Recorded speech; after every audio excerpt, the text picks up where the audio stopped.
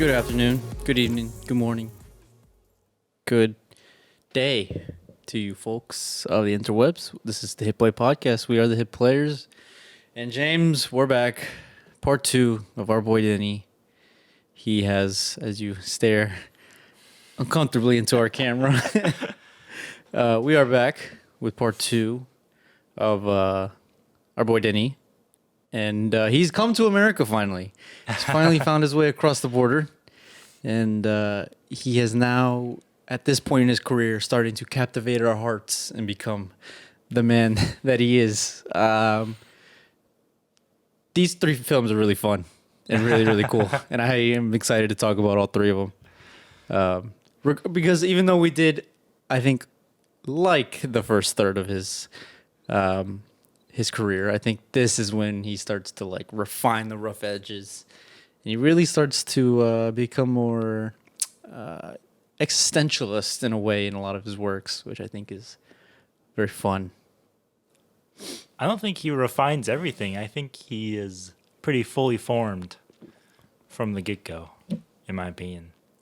I mean, just the fact that he filmed Enemy and Prisoners back to back, and then released them in the same year. Yeah, that's what I'm saying. Like this is when he starts to work through that. Yeah. At this point in his career, these 3 movies, I think we can both agree, just up top. Like I teased it to you last week. Is this the greatest 6 movie run? And I think we could have that discussion that this is one of the greatest 6 movie runs between Incendies all the way to Arrival. And then obviously, depending on how you feel about Blade Runner and Dune. I was actually going to say, are you starting from Polytech or are you ending in Blade Runner? No. I'm actually starting with Maelstrom. Okay. Maelstrom to Sicario. Understandable. No, these 3 films are, I think, the reason why everyone south of the Canadian border knows and loves Denis Villeneuve today. Because of these 3 movies. I remember Prisoners making waves when it came out. And that was his first movie, at least to the wide general American audience. And when a director is able to just be like, all right, boom, here we go. This is it. You're going to be around for quite a while because we as Americans don't tend to have the best choices when it comes to our movies. So, yeah. He was a refreshing voice. Yeah. In film at the time. So we're not going to start with Prisoners, though. No. We're going to start with, even though Enemy and Prisoners were released in the same month. Yeah. In 2023 or 2013. September 2013. Went back a whole other decade. Enemy was shot first. It was his first collaboration with Jake Gyllenhaal. Out of his first out of 2. So we will start with Enemy. Although technically should it be his first out of 3 because Jake Gyllenhaal stars in this movie twice. They got a Jake Gyllenhaal on Tuesdays, Thursdays to film one character. Jake Gyllenhaal Monday, Wednesday, Friday. Yeah. Was the other character. But yeah, Enemy. It is loosely based off of that novel, which you have read. I have read. Okay. Yes. Just off the top. Good adaptation, bad adaptation? I think it's a good adaptation. Yeah. While there are plot differences, thematically, I think it... Very similar. Yeah, the movie does a good job of describing visually what is written out in the book. And it mostly does that through 2 great performances from Jake Gyllenhaal and a certain spider that appears throughout the course of the film. But I had seen this film before. I had read the book. This was your first time watching it. Knowing everything else you knew about Denis Villeneuve. And obviously the expectations I gave you going into this film. Yeah. What did you end up thinking? I really, really liked it. I enjoyed it. It's not his strongest work, obviously. It is not, but no.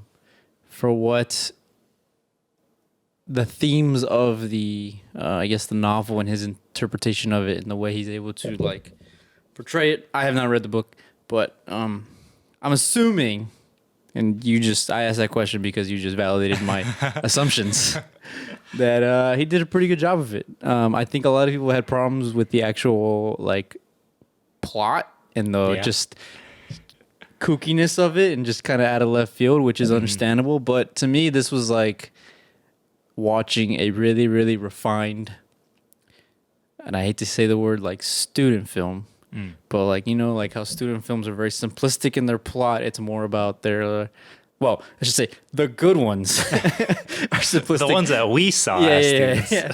They're very simplistic in their plot, but the plot is a sort of like metaphor for what the director's trying to say. And I think Denis does that to the umpteenth degree. I think this is when he starts to be like, I am the man. This is me.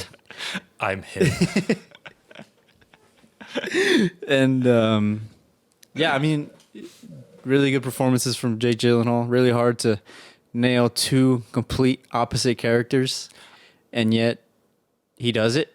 I'm surprised this film didn't get, I'm not surprised this film didn't get a lot of media attention given its art houseiness and color palette just off the bat.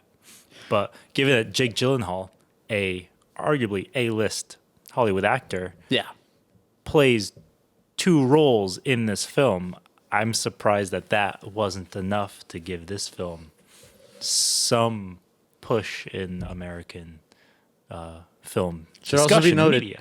Which is I thought was really cool. One of the first movies distributed by A24 in America. That's right, because I remember back when this film had came out, seeing that it was A24, and then the next time I saw an A24 film, I was like, oh yeah, they had done Enemy. Because I think it was like this, Ex Machina, and there's one more that I'm missing. Where like I think it's Spectacular Now. The three like giant, not I say giant, but the big movies that they there was released. Definitely one more that kind of like started their and I remember way back in the day, back before they were cool to like Spring Breakers. Now they're just Warner Brothers Junior at this point.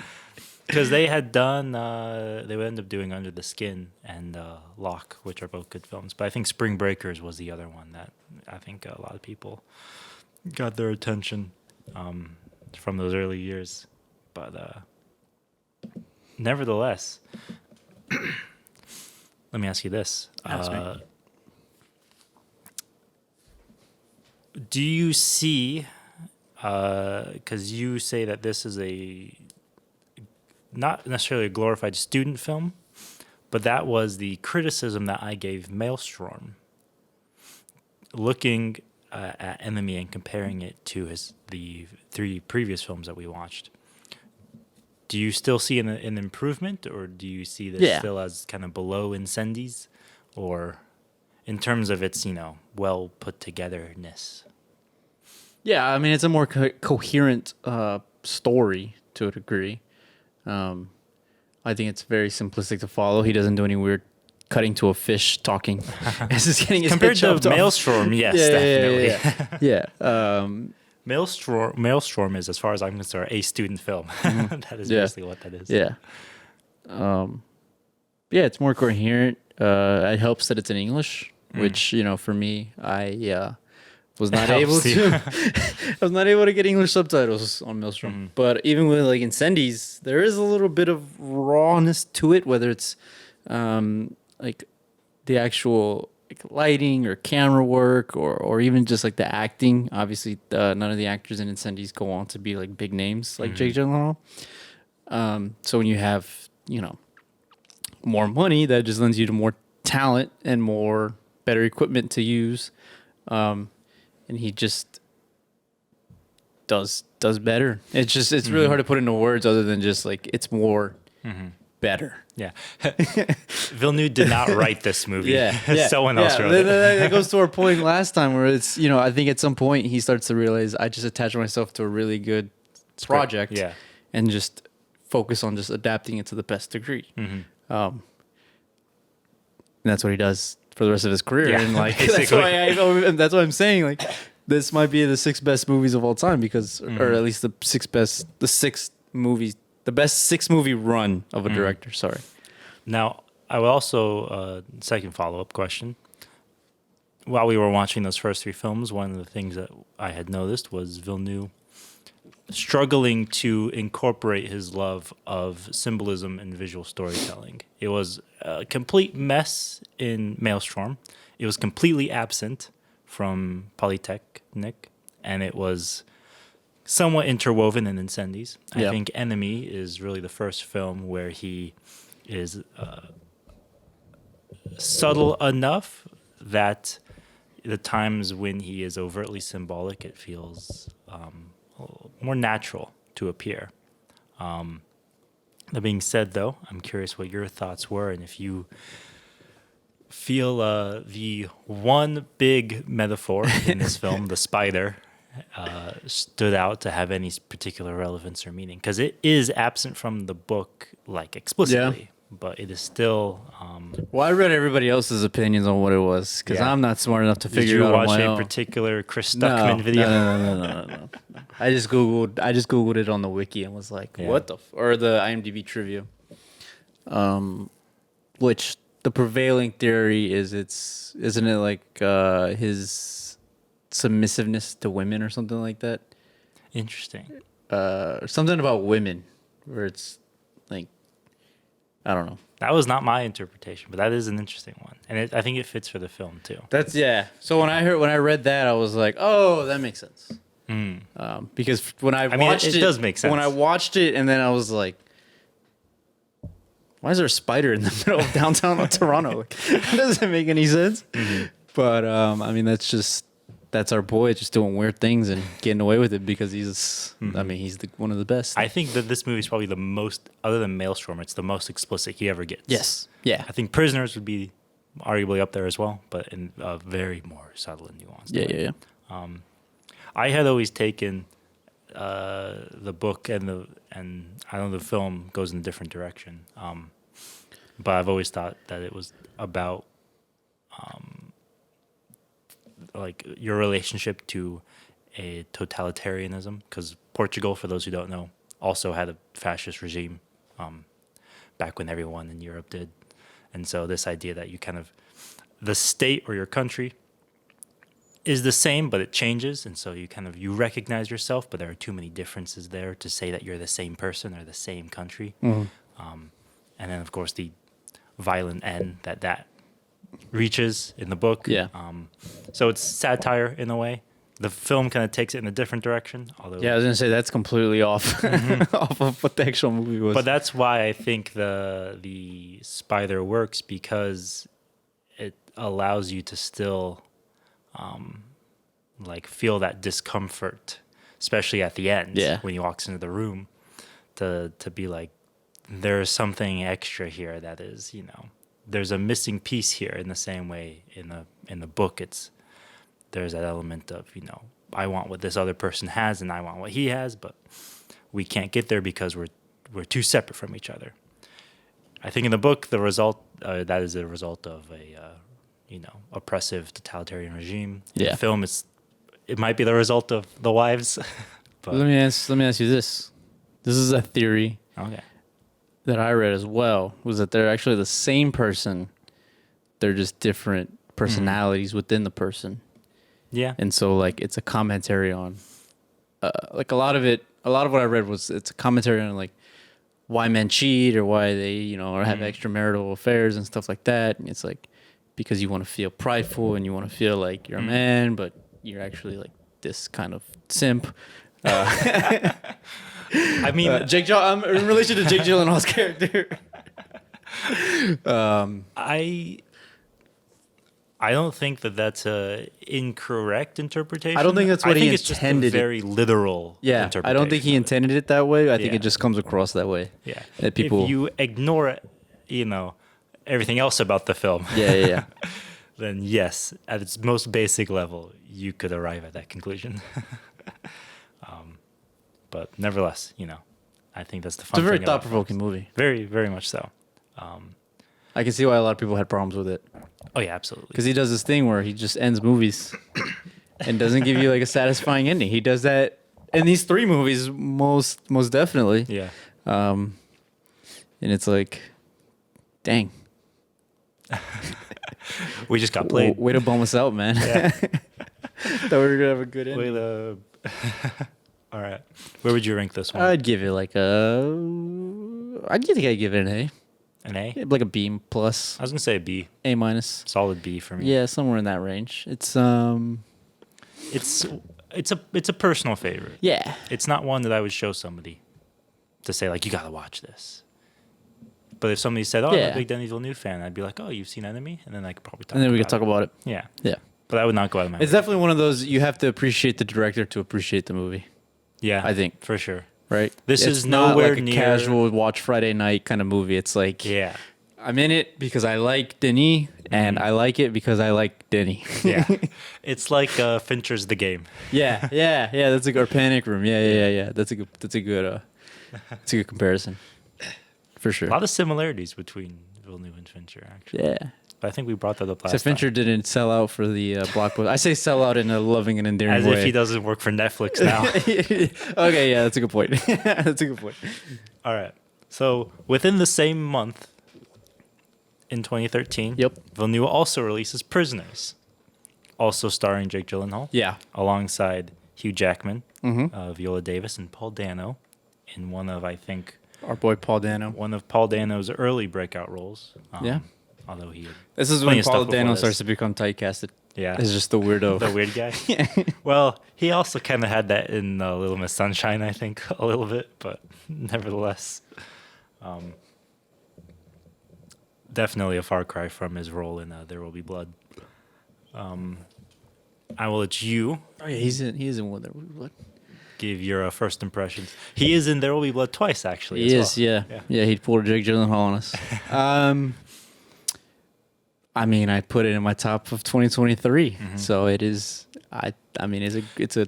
Did you have expectations going into it? Did you watch it because you had heard it was good, or Yeah. you knew it was Villeneuve? My basis of if a movie is good is like were my parents talking about it when the movie came out. Yeah. Because they were talking about it when the movie came out, and it wasn't like, oh, it's pretty good. Because like my dad specifically will never hate on a movie. Like he watched Napoleon and he was like, yeah, it was all right. And that's how I know it's the worst movie ever made. So when my parents watched it one time and they were talking about it, I was like, oh, this sounds like a good movie. And it was just in the back of my head for so long. And then I saw it on Netflix. And I was like, all right, today's the day. I'm going to watch this movie. It's a movie. I forgot I was... Our audio died, so... No, I had a lot of expectation going into it, and it exceeded and everything I ever knew. It is a movie that I was like, audibly like, oh my God, oh shit, many times throughout, which I don't do for a lot of movies. And just a really, really... You know, we often talk about like fundamental filmmaking, and I think this is a classic example, especially in the mystery thriller genre, if you will. But I think this is when Americans are like, who is this French guy? Who's this French Canadian guy? What is he doing over here? And I think everybody starts to take note, and he just becomes the household name that we know him now. What about you? This film had completely passed me by when it first came out. Maybe I was too focused on Enemy. I had seen reviews for it, and I had heard that it was an interesting film, kind of a mind twister, mind-bending thriller.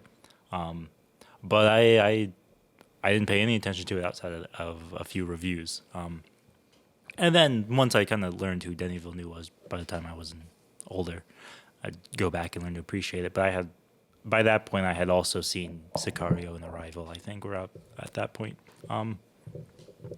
But definitely, I think that this is, whether our audio was alive at the time or not, I would put this film kind of in the same camp as Incendies in terms of just the well-constructed, rather long, but incredibly intense and thought-provoking dramas where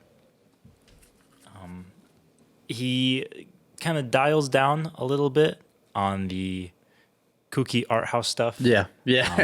Yes. But that doesn't mean that there aren't the subtle, how I would say, just kind of fishing line, leading you along a little bit. I think when we did our end of the year podcast, I talked about how, one thing Denis Villeneuve does is he will almost always start his film by telling you what the film is going to be about. Mm-hmm. Like almost explicitly. Like the first shot, yeah. Like in Prisoners, it's the Lord's Prayer. In Enemy, it's the spider. And like, sorry. And so like, he will do that to almost explicitly be like, this is what you have to pay attention to. But then he will almost never mention it again throughout the rest of the film. And you just have to piece it together where you have like, so in my opinion, Prisoners is a movie about faith. That's the theme that I take away from it, because you have Hugh Jackman's faith that he is correct about who the child kidnapper is. You have Jake Gyllenhaal as Loki, interesting name. His faith that he will prevail and he will find the killer, as well as the weird masonry stuff going on with his character and all of his tattoos as well, which probably also plays into maze building as well. It's really interesting, in my opinion, how this film presents you with just the subtlest imagery that is just loosely connected enough that if you squint, you can piece it together. Mm-hmm. And some people would say that that is not how you're supposed to do it, that it's supposed to be obvious, or it's supposed to be, it's supposed to have a connection that you can make, as you're watching it. But he's very intentional about the images that he picks. Like, it's not just a vague connection to faith or religion. It's specifically building mazes and masonry. Like, you can't confuse those two if you know what you're looking at. Yeah. The issue is that Villeneuve will never tell you what you're looking at. You just have to see it on your own. Yeah, you got to figure it out. Mm-hmm. And then by the time they enter the house with maze all around the walls, you're like, oh my God, I missed all these other times where I could have seen that coming. So, then it's actually a red herring. And then it's actually a complete red herring. Greatest red herring in a movie history? Yeah, I think the title Prisoners refers to the audience trying to figure out the plot. Trapped watching it. But yeah, definitely a lot of red herrings throughout this film. Also, his first collaboration with Roger Deakins. Yes. Which, how do you think that goes over? His first collaboration with a certain composer. Johan Johansson. Yes. Who has two more with him as well. Rest in peace. Before he, unfortunately goes. But yeah, I mean, Deakins, Johan Johansson, Denis Villeneuve, just three guys who just clicked, and also like they just want to confuse us on how to pronounce their names. Yeah. So that's probably what they had going for them throughout when they were sitting down at lunch or something, or at the crafty table. That's how they met. Yeah. They mispronounced each other's names to each other. Yeah, Exactly. Like, oh my God. Exactly. Should we form a crew? But no, like I said, I think last week I mentioned this, where it's a very visual storyteller paired with quite literally probably one of the greatest cinematographers of the last 20 to 30 years. Arguably of all time, sure. Absolutely. Yes, I would make that case. Name another cinematographer. Me. Oh, film, name every composer since 1911. But yeah, I think when you have two just like-minded individuals who tell similar way, you're only gonna get magic. And I think between this and is it Blade Runner? Blade Runner is the other one, and Sicario. Visually, at least, I think they're all three well put together movies. And they're just cinematography at its peak, because I mean, cinematography, a lot of people like to be like, oh, it's just cool shots. It's like, no, it tells the story through Mm-hmm. light.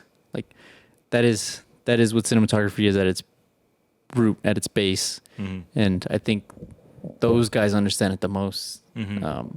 Probably the best. Yeah, probably the best working right now. Yeah, it's just magic. I think he won for this, didn't he? No, he won Nope. for Blade He Runner. won for Blade That's Runner. right. That's right. Yep. I think was this one of the like 15 nominations or something like that. It was nominated for best cinematography. Yes. Poor guy. What can you say? He ended up winning with the Villeneuve movie anyway. Yeah, So yeah, it goes to show yeah. that they work well together. But So let's talk about as a director. Now, one of the things that we had noticed in the previous 3 films is that Villeneuve likes to play with time a lot in yeah, how his stories are structured.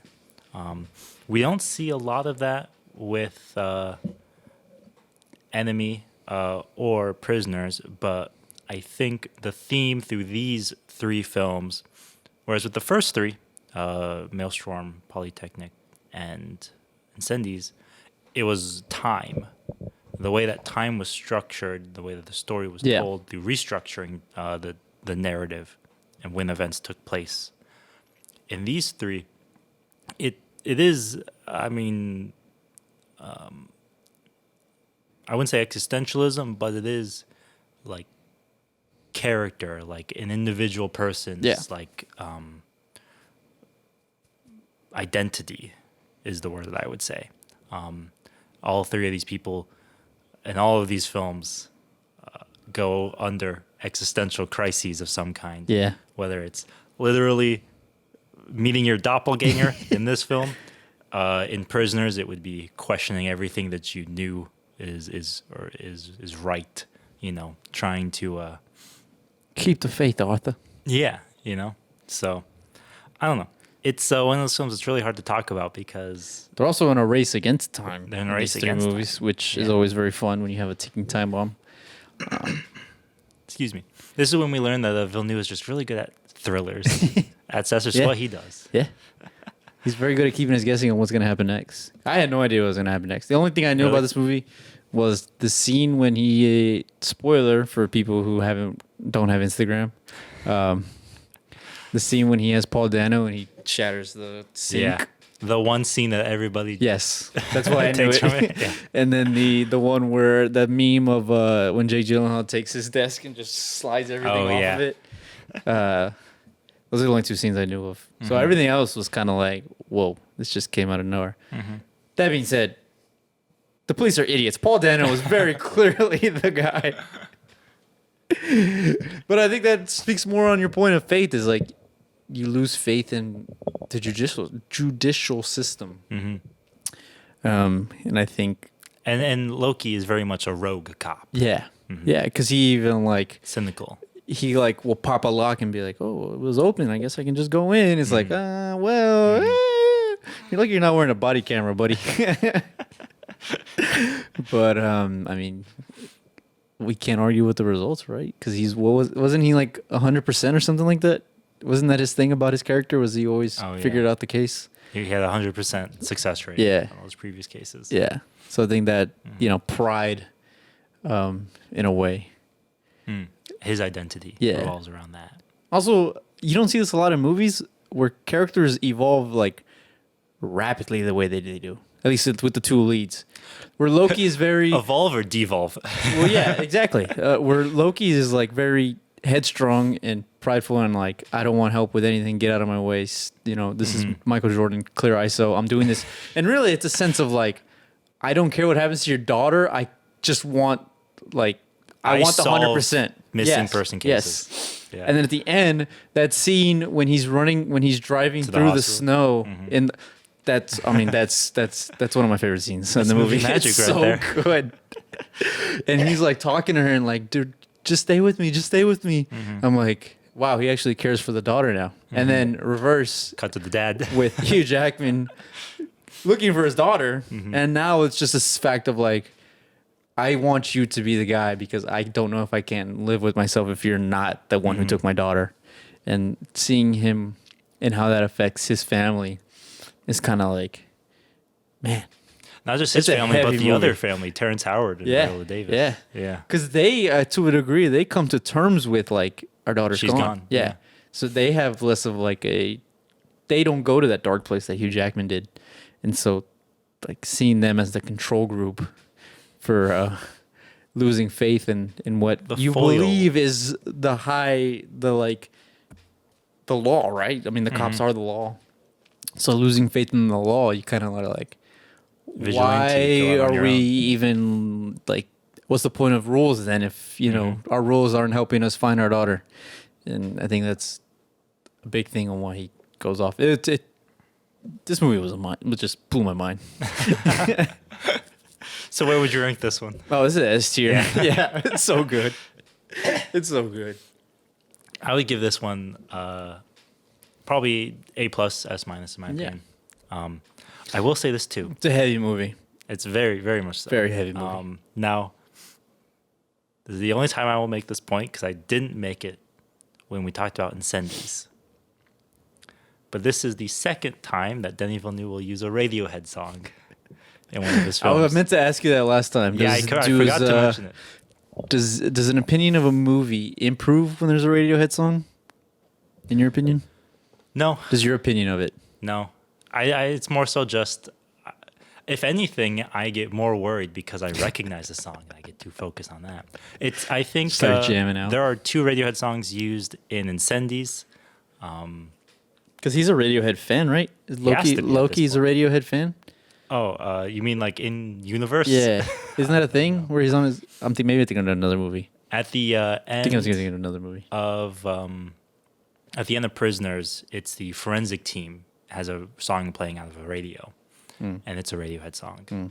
And I Not have well seen versed in some Radiohead. people go really deep into the use of music where they turn the song off before the actual chord progression resolves, which mirrors the fact that the film ends Doesn't resolve. Yeah, it being In the unresolved. traditional sense, at least, In right? the traditional sense, unless you listen carefully for a certain whistle, and you have faith that they will find him, or he had faith that he would use that whistle. It's all over this film, man. Anyway, A lot of loaded, yeah. Chekhov's guns, Yeah. too, in this movie. thematically, I love this this is movie. what they call a Chekhov's Gatling gun. Yeah. Yeah. It is it's very impressive Yeah. to be able to do that at your, 5th movie? Mm-hmm. To do something this high end. It's pretty good. It's pretty good. You want to move on, or you still have one more No, we praise can move for on. it? Yeah, Okay. No, because I feel like I just start talking in circles. Is our mic still So, recording? Yeah, we're good. All right, We're cool. good. We're good. All right. Up next, So we moved to 2015. 2015. This is the film that This is a film, yes. Last time I checked. This is the film that for me really turned me on to Denis Villeneuve. and his Yes, stuff, I would agree. in I my think this was opinion. my first one that I watched of his. Because I went into this knowing that it was also a collaboration with Roger Deakins, which my dad and I know he's watching, we are both huge fans of his work, and so we saw this one in theaters day one. I actually think I saw it with a friend too, who doesn't watch the podcast. What are you doing, my guy? I remember walking out of the theater for this one, also having my mind blown Yeah. and being like, "Oh, this is why they make movies." Because you think to it's do just going to stuff be like this. cowboys and what is it, like outlaws and bandits? Outlaws, cowboys and I- bandits? And I it mean, I ended had up no being, idea what to expect, but it was what it was. This is the film that Deacon should have won Best Cinematography Yeah. for. Oh, in my yes. 100%. I Yeah, have- I agree. I don't even care to know what won that year. Yeah. Because the fact that this didn't win Let's find out. was not insult. I'll do it. Keep talking. Because this is, in my opinion, the pinnacle of their collaboration, because the use of light and color in this film, and shadows as well in many particular scenes, is just masterful. There are so many. I wouldn't even say so. There are two ways that light is used in this film. The first is literally telling the plot and spoiling it, and the second is Emily Blunt's character. I have seen many people talk about that second one, given the use of color through her environments, her room, the curtains, the dust coming through, stuff like that. I've seen that all over the place. The second one is the actual tunnel, and all of the overhead shots that are used. There's an overhead shot of them flying in a plane, the shot of the drain when they're torturing the guy they captured. There is also the wild use of infrared and night vision at the end of this film. I was like, are we watching Osama bin Laden get killed? What's going on this, here? Harmony Korine is a few years too late, I think, with Argo Drift. But nevertheless, in my opinion, absolutely incredible work for me. And all the gorgeous like sunset and nighttime scenes too. Like being able to see silhouettes when you have like just a small there's a scene where they're all hanging out in the desert, right? Like right before they go into that final op, and it's all just silhouettes. Yeah. And I'm like, peak. I'm like, I know there's a big light all the way over there at the edge of the horizon, but where are the lights behind them? You know how annoying that it must have been to rig up? God. No, Deacons, he was like, no big deal. So I looked it up. Best cinematography was The Revenant. Okay. So that's also arguable. A film shot entirely in natural light versus a film with just incredible exterior cinematography. That's one of those ones where it's like there's always going to be a number one for your number two at least, but there's always a number one, and I think that one. I mean, one's hard to say no to. It's like it really is the No Country for Old Men versus There Will Be Blood of cinematography. Yep. And Emmanuel Lubezki deserved it, I think, too. Yeah, also, it's Revenant. Visually, it's a great movie. Both films deserve to win. Now that I think about it. They're good movies. They're both good movies. I did care to learn who won that year. But that's just my initial like review of this film. Like that's why you should watch it. Yeah, is because it is just like another well put together movie. Yeah. But in your opinion, what's cooler than Cartels? I don't know. Quentin Tarantino is at his final draft open right now listening to you. Yeah, because I mean, this is around the time where Breaking Bad is, I think, ending or like it's coming to an end. So the Cartel is like, I think true. Narcos was getting Narcos season starting one was like on the way or something like that. So the Cartel is like very much a fun thing to talk about. For some reason, there was I don't know why. I don't know why. But I think Denis, I think he had that in his mind, and I think he's even said it. Let's see if I can find the quote. But the war on drugs was very much a like reason why he had it, because it was like, you guys are just, we're going too far with this. You know, like we started out with a thought of like, we're just cleaning our streets, we're securing our border. And, you know, that's that. But now we're like going over there and starting to shoot them up, and like we're starting to get into some shady stuff over there. And it's kind of like, what's going on? What are we doing, guys? Like we're just going a little too far over the edge in terms of what we're trying to do to stop the war on drugs. And I think that's prevalent in this movie, especially through the Kate character, the Emily Blunt character, who is like, she's naive in the beginning, right? She's like, oh, we're doing good. And then at the end, she's like, what is good? What is good? This is just a movie about somebody trying to do the right thing by preventing other people from trying to do the right thing. Yeah. They have, they're very like MLK, Malcolm X type of contrasting opinions. Nonviolence versus any means. Yeah. Pretty much. Which I think is always a cool subject to talk about. That's something that because do the ends justify the means is always I always think that's a fun thing to put in your writing every once in a while. It's like, well, ask Taylor Sheridan. He wrote it. If you ever meet him one day, just like, if I ever meet him one day. If I ever meet him. Yeah. What do you mean by Sicario? Should I just, I'm just going to pull up with my copy and be like, big fan of this. Should we talk about him? Let's talk about him. Let's talk about him. Because his first effort at writing. Yeah. And crazy. This, Wind River and Hell or High Water are like the modern Western. I think you can include You could include No Country for Old Men and There Will Be Blood, but I think because they're set in the past, it's not really a commentary on modern day Western I mean, or on the modern. It's not a modern Western. as a genre, what you will see on the Wikipedia page, neo-Western, will include No Country for Old Yeah. Men, I think, nevertheless. I don't agree with that, But but definitely, because stylistically, I think they all pull from the same thriller. yeah, you know. thematically they're all similar. But in terms of like stuff set in like contemporary times, Yeah. then I think Hell or High Water, it was definitely, and Wind River are definitely great, and of course Yellowstone. He the revamped and entire then TV he show. revamped and then killed the Western in the Yeah. span of like 8 years. It's very impressive what he did. No other writer has been able to do that. That much It's dedication. so cool. No, but you have thoughts on Taylor Sheridan, the movies and both the TV shows, but specifically the movies, because I think we're both fans of his work as a film writer. Yes. Um, The TV show I did not enjoy at all. Yeah, it's fair. Completely turned off by the melodramatic aspects of it, Very fair. which are very much not present in any of his Yeah. films at No, all. it's such a stark, like, Yeah. I don't understand Maybe it. he just knows his audience, Maybe. I guess. Maybe it's just his thought process for film versus movie. As Florida calls me for some reason. Don't know why. I mean, in my opinion, excuse me, what I think I enjoy about his movies, the three that I have seen, because I think he's written more and directed as well.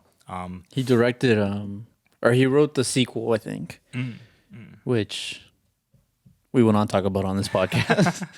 He wrote the sequel. I have not watched it. But Wind River, Hell and High Water, and Sicario, in my opinion, I think are just good examples of taking something that you might see in the news, or in the case of Wind River, something you won't see in the news, because that's very much part of the Yeah. theme of that film. And just dramatizing it in a way that draws people's attention to it. In the same way that this film fed Sicario, that is, fed into people's, for some reason, our cultural interest in the war on drugs at that point in time. And then with Wind River, the fact that it was about violent crime on reservations that aren't in the news as often.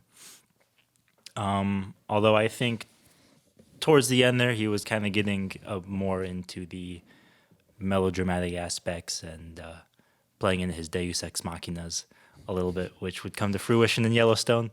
I think as a first effort, Sicario is probably as solidified a voice as you can possibly get with someone. Yeah, it's pretty good.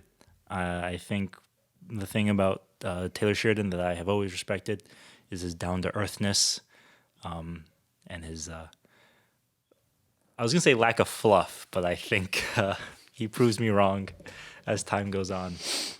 Nevertheless, his name was put on the map for everyone, I think, with this film. For better or worse. For better or for worse. Time will only tell. It's always funny when I talk to people and they're like, I'm like, yeah, I was supposed to go work on this. I'm supposed to work on this Taylor Sheridan show. It's like, that guy, he has so many shows. Like, yeah, you say that until like he's signing your paychecks. Yeah. It's like, I don't know, man. Like when you have It's, 8 shows going under your name, which is an exaggeration, obviously, but I mean, it's from impressive. It's impressive. The empire he made from Sicario, I think, is it's a through line you Yeah. can follow. It's there. He has talent. He does. He does have talent. I think at times we forget about that, but I think the ego is definitely coming before the fall.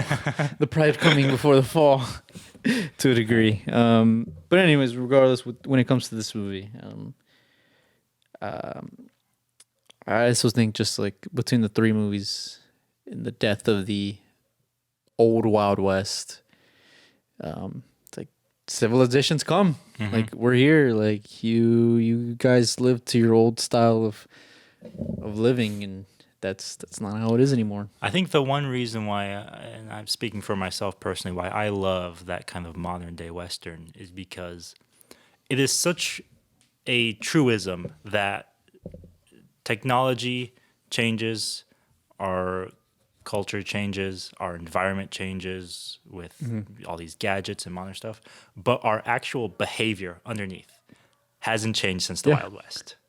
We are still in that same fight for survival. I remember watching Hell or High Water and being like, you guys are robbing banks? Like, is there even cash money in banks anymore? Like, what are you guys doing? Our instincts and then are I was like, oh, wait, they got to 2 before they got caught. Yeah. That makes sense. It wasn't Bonnie and Clyde going up Road 66. Did a little bit more before 9 a.m. than most people do. Yeah. I just thought that was, I was like, oh, that's what he's trying to do. He's trying to show that, you know, we're done. It's over. This lifestyle's over. In my opinion, it's time to beat people up at gas stations. That's what we gotta do.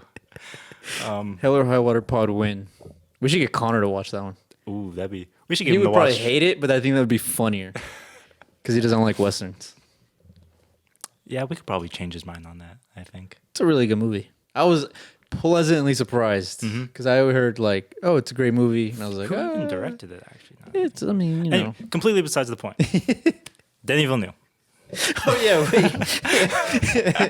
I was gonna go with my Kevin Costner. I'm about to start ranking Kevin Costner projects. Anyway, Sicario was such a good film. It revamped an entire genre along with Breaking Bad, I think. Yeah. That being said, though, And then the genre is just dead, unfortunately.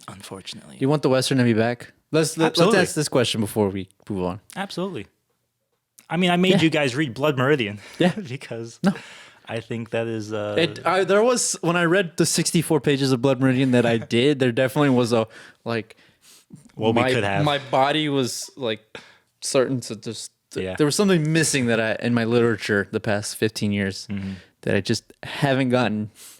And then when I read the 64 pages of Blood Meridian, I was like, oh, it's a little bit... That's why I'm very excited for the collection of novels you got me. More? I'm going to get to them eventually. I just Old school Western. Pulp novels. Yeah. Lonesome Dove is also Very exciting. So absolutely. We should bring the Western back. Oh, yeah. We should bring the Western back. It always kind of has cultural, dips and dives. Yeah. So we just... I think the Western has gone the way of cyberpunk. Yeah. Cyberpunk is now the cool aesthetic. People don't like cowboys anymore for some reason. So Denis Villeneuve not also ushered in both the neo-Western and cyberpunk. Denis Villeneuve is responsible for my video game taste the last 6 years. Red Dead Redemption movie win. Ooh. We'll talk about that. All right. Closing remarks on Sicario. How do we feel about... So now Denis is starting to work on... with big names, right? We talked about Josh Brolin, Benicio del Toro, Emily Blunt in this movie. We talked about Jake Gyllenhaal and Hugh Jackman in previous movies. How do you think he's starting to morph into more? I guess the question is he starting to morph into more of an actor director? So that's a very, very different skill set than what we're getting used to seeing, and I think by all accounts, nobody's really said anything bad about him, but he also doesn't have that main collaboration that a lot of these other directors like have. Nolan and Fincher. Yeah, exactly. I think at this point in history, when I had watched Sicario, my expectations for Villeneuve going forward from this point on was that he would stick with these kind of real-world grounded dramas that were character focused, but had just enough of the, kind of dramatized psychology that you see in their cinematography and use of symbolism. I just wanted him to go in that direction. I think he had 3 good films in a row. Why couldn't we get the 4th one? Yeah. It was what I was thinking.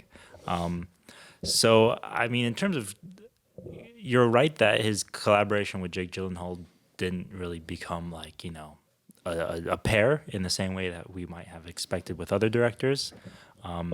Not that I could not see Jake Gyllenhaal is not right for Sicario at all, in my opinion. He could not have done this film. I don't know.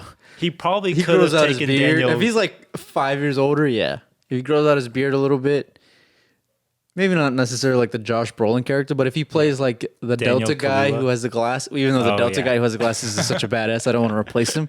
But if he plays a character like that, Maybe. I think it would be cool. He could also have probably done or even like the Daniel Kaluuya character, yeah. who's in it for like 5 scenes. Or a John He Punisher. could definitely be. He could most definitely be in this movie. Yeah. Well, for a minor role, yeah. But he couldn't have acted it. You know what I mean, though.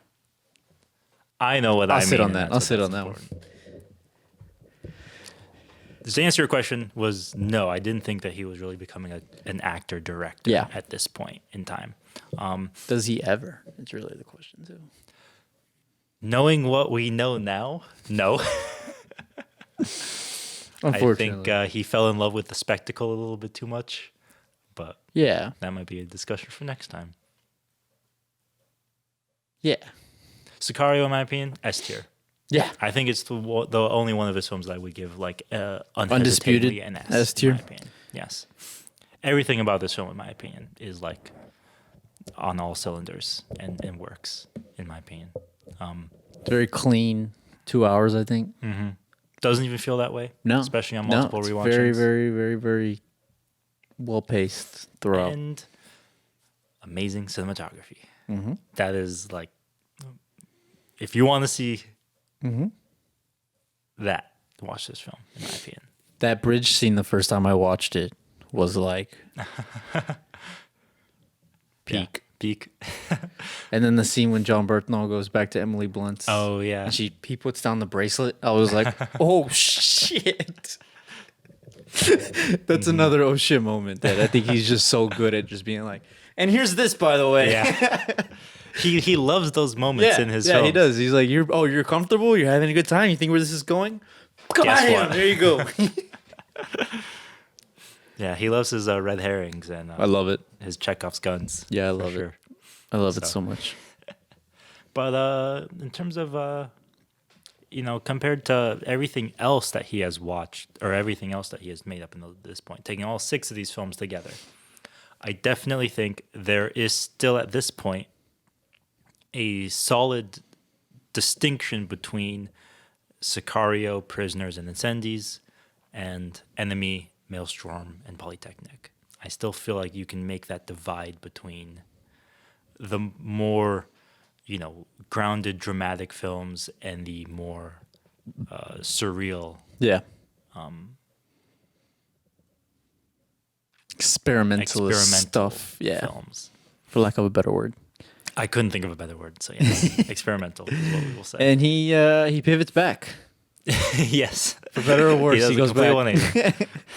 So, that was part 2. Part 3.